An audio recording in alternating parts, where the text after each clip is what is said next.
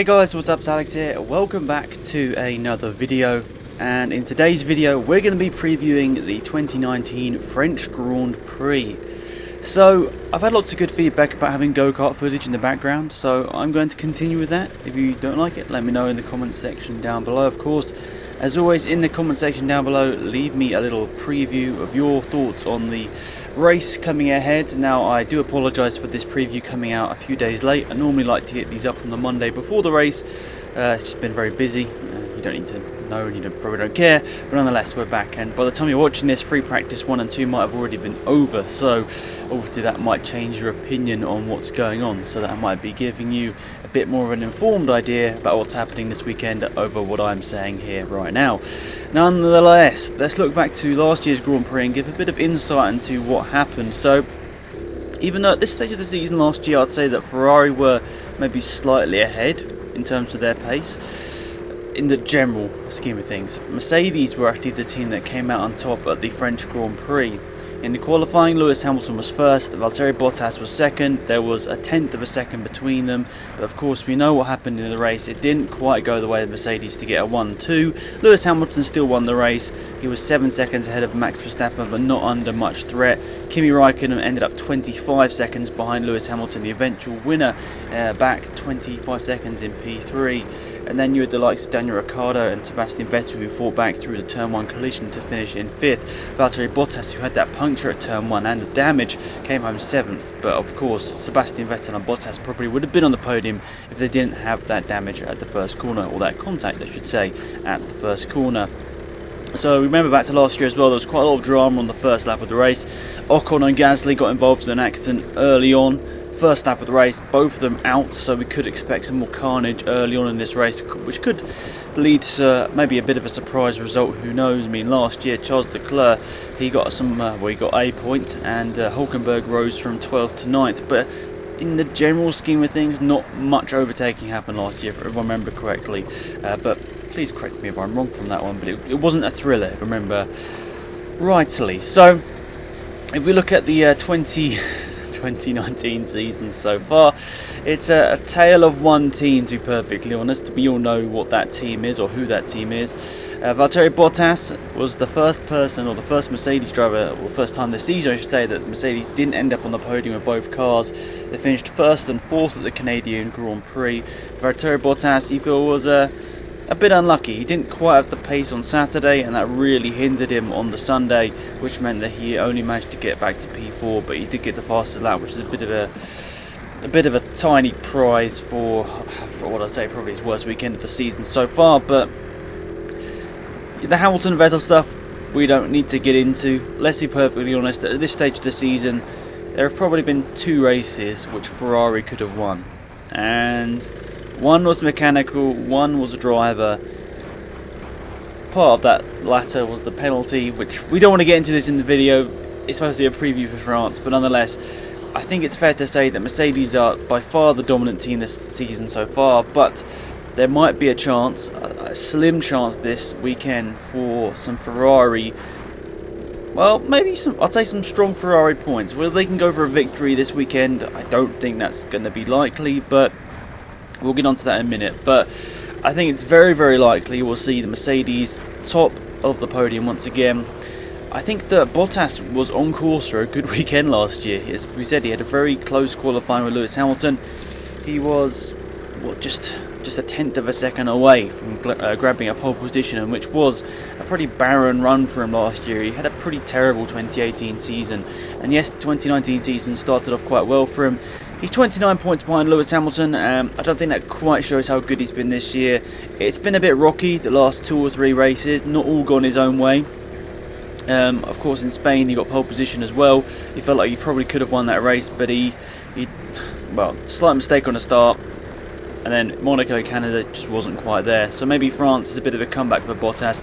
Maybe this is one where he really does need to grab it by both horns and get to the race victory to get his title challenge back on track, because he's now, as we already said, over a race victory behind Lewis Hamilton. So reality, he needs Lewis Hamilton's DNF this weekend to sort of get right back in the title fight, but definitely a win, and Hamilton second or third would get Bottas, back on the right track to go for this championship, because this is definitely, out of the 3 seasons two and a bit seasons we've seen so far, Bottas in the Mercedes, this has definitely been the season where we've seen Bottas could have a chance at this championship. Hamilton's definitely not been in his A game the whole part of this season so far. Yes, he's taken 5 victories, some of them have been lucky, we don't need to completely get into that, but let's move on. But as I said, I think it's going to be a Mercedes 1-2 once again. It's just whether Bottas can pull it out of the bag. I feel like he was close last year, and the Bottas 2.0 of 2019 could possibly see him on the top step of the podium this weekend. I hope it would happen. I think he needs a bit of redemption from the last couple of races, that maybe some points have gone away from him which he deserved. So I'm going to say Bottas probably is going to win this one. I'm just going to say that just because I kind of want it to happen, just because I don't know, I want to see a close championship battle, and this point is between Bottas and Hamilton, so come on Bottas, just up your game a little bit. I want to see Hamilton pressured a little bit more, and that's nothing against Lewis Hamilton, I know I have to say that, but it's nothing against Lewis Hamilton. I just want to see a close championship battle, and I don't want to see Lewis Hamilton run away with it in 2019. So we moved on from Mercedes, let's go down and speak about Ferrari. With the long straights, this could be possibly a good track for Ferrari. It's sort of switched around from last year, hasn't it? Because Mercedes had the good power in a straight line last year, whereas Ferrari were quicker through the corners. This year looks like Ferrari are quicker in a straight line and Mercedes are quicker around the corners, so a bit of a flip from last year. So maybe we could see, possibly, as the season goes on, we could see Ferrari bring it back and possibly go for this championship, but don't hold up your hopes. They haven't really managed to do that over the last couple of years, so I'm not sure 100% that's going to happen this year. So all I've really noted here is that it could be a good track for Ferrari because it has the long straights. So that's all I've really put down here. I mean, let's be perfectly honest, it's got some long straights, but it's also got some parts on this track where you really need some good, efficient aero. And whether Ferrari have that, who knows? They've got some upgrades. People are saying they're going to be close this weekend. Whether I believe them or not, I don't know. Last time I said I really don't know whether Ferrari can challenge Mercedes. It was last couple of weekends ago when we were talking about the Canadian Grand Prix, and they went on to challenge them. So maybe if I say it again, maybe I'll jinx it, and maybe it won't happen. So I'm going to say Ferrari are going to be nowhere near Mercedes this weekend, and they're going to be terrible. So let's move on to Red Bull. So I'll be perfectly honest, I don't think this is a track that particularly suits their car. They're sorting out the issues with the engine. Okay, it's not quite where Mercedes and Ferrari are at, but still, it's at least on par with Renault, if not a little bit better than Renault so far this season. But nonetheless, I think that Red Bull are going to have to consolidate P5 and P6 in this race unless something crazy happens. Obviously, home race for Pierre Gasly. He's going to be hoping to get some solid points. If we look back to last year, where did he go in qualifying? He didn't have the greatest of qualifying, to be fair to him. He started 14th on the grid, and of course was involved in a lap 1 crash with fellow French driver Esteban Ocon. So for 2 of the 3.5 drivers from France last year to go out on the first lap of the race, well, that's a big shame for them. So they're going to be hoping that doesn't happen. But yeah, I can't see really Gasly pressuring Max still. I mean, I know we're looking at one of the greatest drivers in the sport right now in Max Verstappen, but the fact that Gasly's so far off is tough. I mean, if we let's just look at this season. 88 points for Max Verstappen. Pierre Gasly, 36 points. They're in exactly the same car. I mean, I don't know what to say to that. Over double the points of Max Verstappen. Max Verstappen has over double the points in 7 Grand Prix. That is worrying. I mean, Gasly might not even hit the 100-point barrier this year. I mean, that is terrible. Nothing against Pierre Gasly, because we know he's a fantastic driver. Just something isn't clicking this year. I mean, we look back to last year.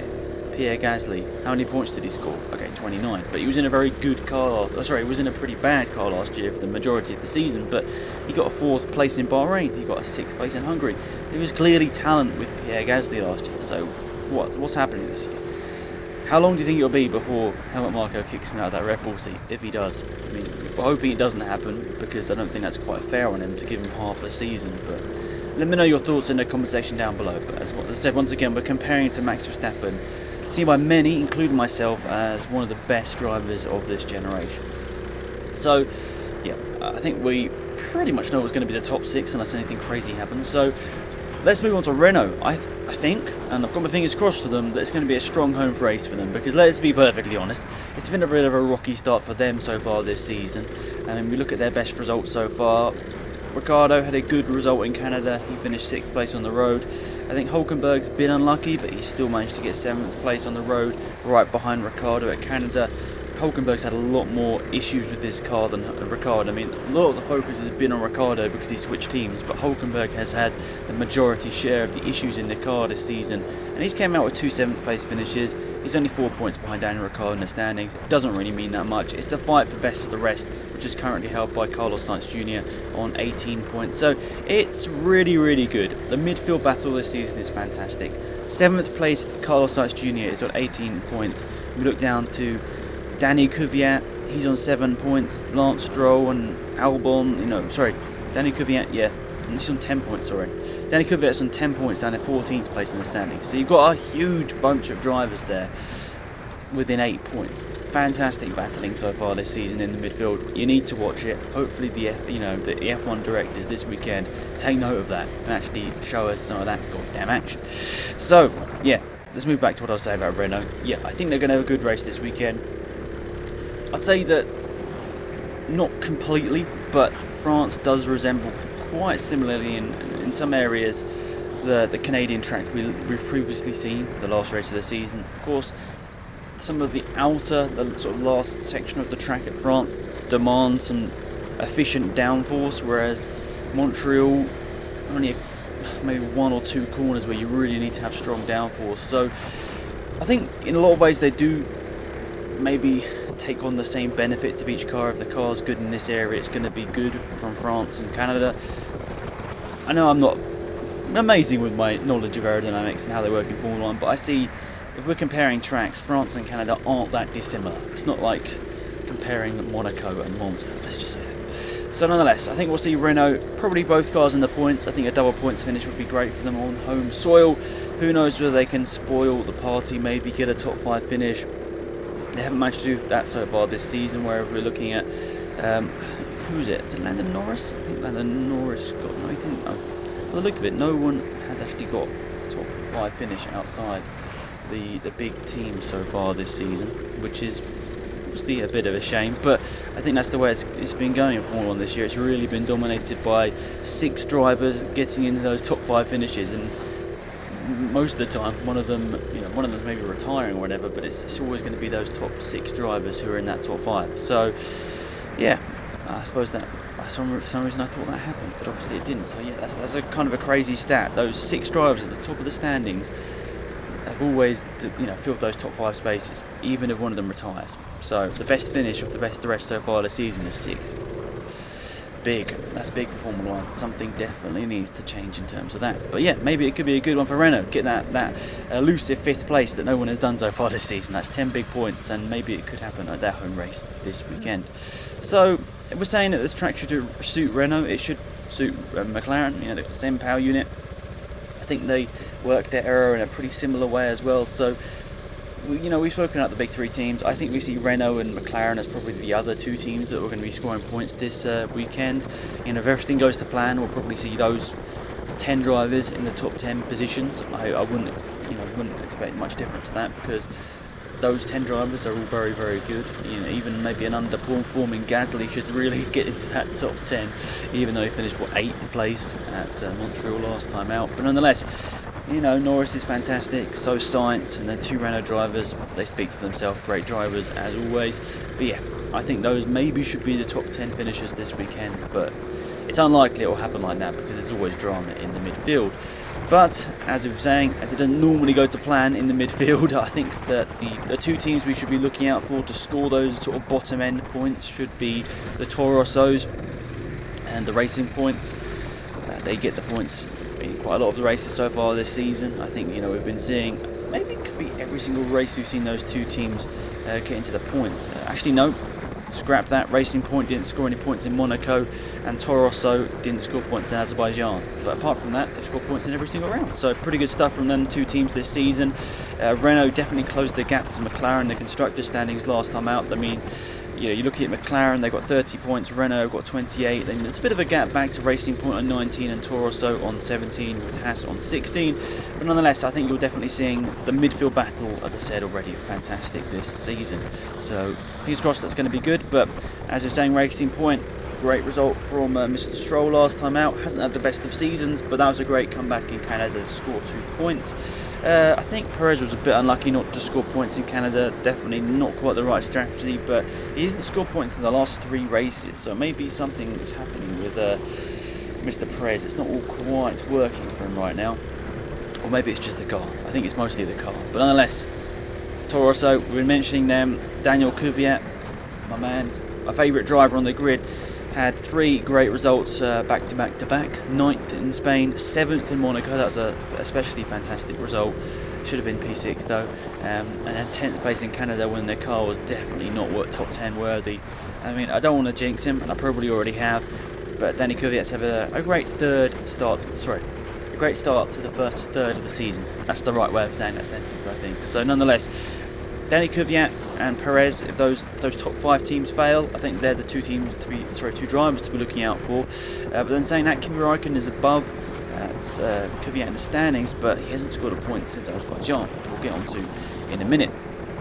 But yeah, Kvyat and Perez, I think if the top 5 teams make mistakes, they're the 2 drivers that are going to be the likely ones to be scoring the points. So, Haas and Alfa Romeo, as we were just speaking about, they've really been struggling as of late, and my thoughts is this down to them being linked to Ferrari, and of course Ferrari having struggled so far this season? Have they been building their car around what Ferrari have been telling them and struggling similarly? Of course they haven't got the same budget, so they're sort of proportionately down the field in comparison to the people that are using Honda or Mercedes power units, and they're struggling against them. Of course Renault as well, don't want to forget them. But I don't know, it's been very, very tough, especially for Alfa Romeo. They got to Azerbaijan, everything was jolly, and then they've just sort of hit a cliff, and it's been nothing. I mean, Raikkonen's best finish since Azerbaijan has been 14th, and Giovinazzi's best result since then has been 13th. So it's been a struggle. It's sort of been nowhere near the points, even with retirements throughout the field in both of those races. So yes, I don't know what to say. Alfa Romeo definitely not in a great place right now. Haas, not quite as bad. I mean, Grosjean got 10th place in both Spain and Monaco. Kevin Magnussen got 7th place in Spain. Magnussen's 9th in the standings with only 2 points finishes so far this season, but he's sort of gone under the radar. He's had a good start to the season in terms of when he has got in the points, but when he hasn't, he's really struggled. And Grosjean has sort of been very consistent. I mean, he had in the races he's finished, he's 11th, 10th, 14th, so not that bad. But he's 17th in the standings right now. The worst place driver that has scored points. He's only got 2. So yes, Haas not in a great place either. The best result in the last 2 races has been 10th. They've scored 1 point in the last 2 races for a team that's supposed to be fighting up the midfield. That's not really what you're saying. And Magnussen's best result in the last 2 races has been 14th. So it's not looking particularly great for Haas right now. There's issues behind the scenes. Of course, they've had lots of issues with their sponsor recently, their main title sponsor. Maybe that's a subject for another day, but is that affecting the whole team, knowing that there are issues back there? Is funding becoming an issue for Haas? We don't want to delve into that because obviously a personal issue for the team and obviously with their staff, but it's... you do wonder. And then the last team on the grid, you know who it is, it's Williams. So they got their best result of the season at Monaco, or equal best, 15th. Fantastic. Canada, to be fair to them, was actually not too bad. I know Kevin Magnussen had one of the worst races of his career, but George Russell did beat Kevin Magnussen. Magnussen actually finished the race, and so did George Russell. But let's be perfectly honest, Williams is still quite a distance away. I mean, their qualifying times, this is quite shocking to look at really. 18th place in qualifying last time out, at 12.2 from Stroll. George Russell 13.6. Robert Kubica was over 2 seconds slower than 18th. I will leave that there. Nonetheless, let's go for a top 10 result. At the end of this Grand Prix, I mean, I've already sort of bet against myself. I've already put Bottas to win this race, so we'll see what happens here. But I'll go with Bottas, then I will go with Hamilton, obviously. Bottas, Hamilton, Vettel, that's going to be my top 3. Charles Leclerc in P4, 5th place Verstappen, 6th place for Gasly, 7th place for Hulkenberg, 8th place for Daniel Ricciardo, 9th place I'm going to go with Sainz, and then I'm going to go 10th place Mr. Danny Kvyat, just because I need to get him there in the top 10. So that's it for this preview, guys. Let me know your thoughts and opinions in the comment section down below. Massive thanks once again for all of your support on these videos. It is massively appreciated. Of course, I love doing these videos, and yeah, recently starting 2 new jobs has sort of meant that YouTube has sort of got to be put to the back just for, you know, just for a few days, just so I can get back on my feet. And then I'm really looking forward to get back into YouTube and make some really sort of content I really wanted to be doing for years, for example, but it's just not all come about because I just haven't had time. But I think once I found my feet with the jobs and all that, I should be in a good place. So that's it. Thanks for watching. Have a fantastic day, and I'll see you all around for another video. Let me know your thoughts and opinions on stuff you'd like to see on the channel over the coming few months, weeks, whatever. But yeah, have a fantastic day. It's been Axmade. Goodbye. Goodbye.